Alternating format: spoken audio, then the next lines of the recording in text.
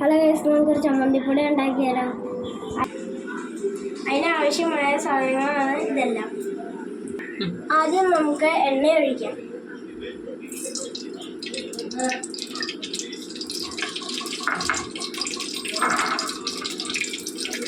എണ്ണ ചൂടായിട്ടുണ്ട്. ഇനി നമുക്ക് കറിവേപ്പില ഇടാം.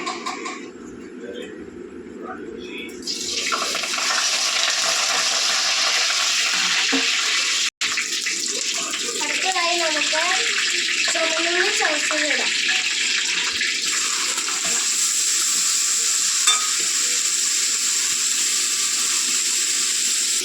അടുത്തതായി നമുക്ക് വറ്റൽമുളക് ചതച്ചത് ഇടാം.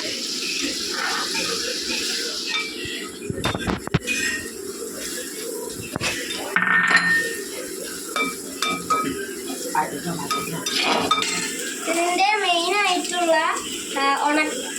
ഉണക്കയില ചതച്ചത് ഇടാൻ പോകുന്നു.